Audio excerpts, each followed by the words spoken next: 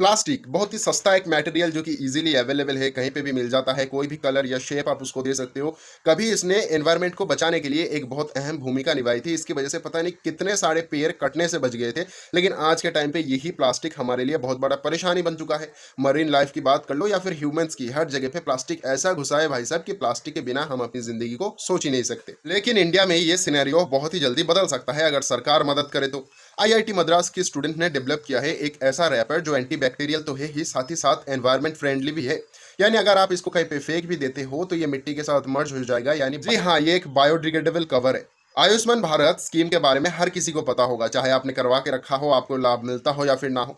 लेकिन इन दिनों agriculture ministry ने लॉन्च कर दिया आयुष्मान सहकार स्कीम को। वो कोऑपरेटिव सोसाइटी जो रूरल एरिया में रहते हैं और बहुत बड़ी एक इंडस्ट्री को चलाने में मदद करते हैं, उनकी हेल्प भी बहुत जरूरी है।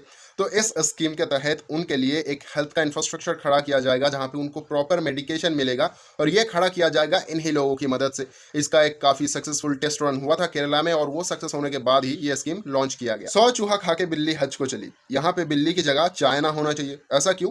एक ऐसी कंट्री जो अपने देश में गूगल को एंट्री नहीं लेने देता, बहुत सारी सर्विसेज को चलने नहीं देता, सारी बड़ी बड़ी जो भी बिजनेसेस हैं उनकी कॉपी एक इसके पास मौजूद है, कोई भी बड़ी मार्केट को दुनिया के लिए खुला नहीं छोड़ता, वो कंट्री यूएस और इंडिया को डब्ल्यूटीओ यानी वर्ल्ड ट्रेड ऑर्गेनाइजेशन की एक मीटिंग में अक्यूज कर रहा था कि इनलीगल तरीके से इंडिया और यूएस ने कई सारे चाइनीज एप्लीकेशंस को बैन कर दिया है। दुश्मन जहां पे हो चाइना, वहां पे ये चीजें कम कम लगती है। तो चिंता मत कीजिए, इन दिनों एक रिपोर्ट निकल के आया है ब्लूमबर्ग में, जहां पे बताया जा रहा है कि इंडिया और ताइवान के बीच में कुछ ट्रेड पैक साइन होने वाले थे। कोई भी कंफर्मेशन न्यूज नहीं था, बस ब्लूमबर्ग की तरफ से ऐसा बताया गया, और उसी के ऊपर चाइना इंडिया को वार्न करते हुए समझा रहे हैं कि कैसे वन चाइना पॉलिसी को फॉलो करते हुए इंडिया और चाइना के बीच में एक अच्छा रिलेशन है, और जो कि डब्ल्यूटीओ के रूल्स के अंडर भी आता है। 20 अक्टूबर हमारे एमएसएमई मिनिस्ट्री रेनोग्रेट करते हैं डिजिटली इंडिया का first multi modal logistic park जो बन रहा है आसाम में।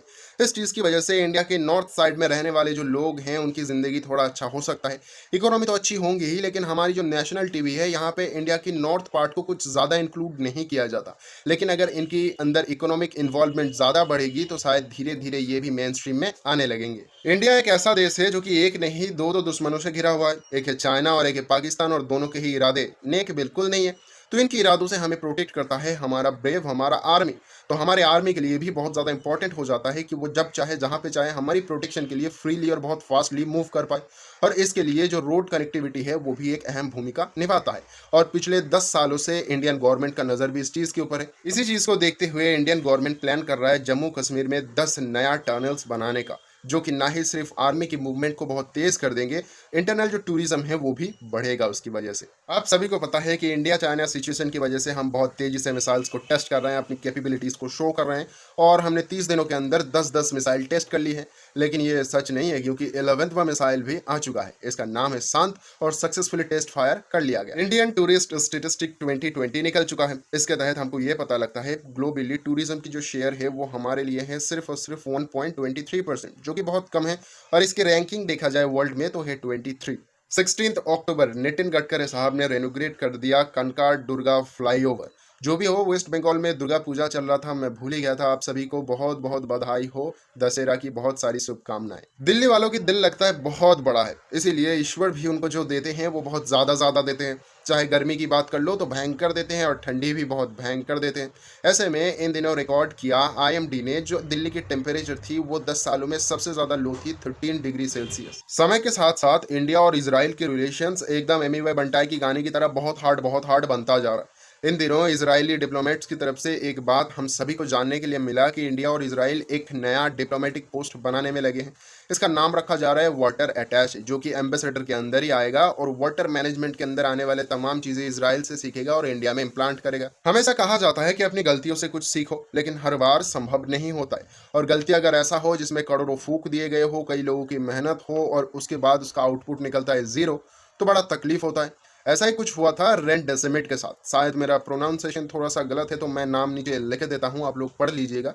इस दवाई को बनाया गया था हेपेटाइटिस बीमारी को ठीक करने के लिए, लेकिन जब इसका ट्रायल चला तो पता लगा किसी काम में नहीं आया ये दवाई, और फिर एफडीए ने इसके बारे में दोबारा बात नहीं की। लेकिन इन दिनों कोविड पेशेंट्स को ये दवाई दिया जाने लगा। कुछ प्रैक्टिसिंग डॉक्टर्स हैं जिन्होंने रिजल्ट दिखाया कि हाँ, इससे रिकवरी जो की है बहुत तेज़ हो रही है। तो एफडीए ने भी इन दिनों इनको अप्रूव दे दिया कि हाँ भाई, कुछ हॉस्पिटल्स में जहाँ पे प्रॉपर डॉक्टर्स को नॉलेज है इस दवाई के बारे में, वहां पे इस दवाई का इस्तेमाल किया जाएगा जो कोरोना पेशेंट्स हैं उनकी फर्स्ट रिकवरी के लिए। क्या आपको पता है एक एस्टेरॉयड की क्रिएशन एक प्लेनेट जैसी ही होती है, फर्क बस इतना होता है एक प्लेनेट काफी बड़ा होता है और वो एक फिक्स ऑर्बिट में घूमता रहता है, लेकिन एक एस्टेरॉयड जरूरी नहीं है कि एक फिक्स ऑर्बिट में घूमते रहे और प्लेनेट के मुकाबले ये काफी छोटे होते हैं। ऐसा ही एक एस्टेरॉयड है बेनू और इसकी रिसर्च के लिए नासा ने एक सैटेलाइट लॉन्च कर दिया है। उसका नाम है कुछ ओसिनियस रेक्स, अगर मैं गलत हूं तो माफ कीजिएगा। यह सैटेलाइट जाएगा और फिर ये जो बेनू नाम के एस्टेरॉयड है इसके आसपास घूमेगा और इससे रिलेटेड डेटा नासा को प्रोवाइड करेगा। कहते हैं जैसा बीज बोओगे वैसा ही फल मिलेगा। पाकिस्तान को देखते हुए ये चीज कंफर्म भी हो जाता है। इन दिनों पाकिस्तान में एक मूवमेंट चल रहा है जिसको नाम दिया गया है पाकिस्तानी डेमोक्रेटिक मूवमेंट।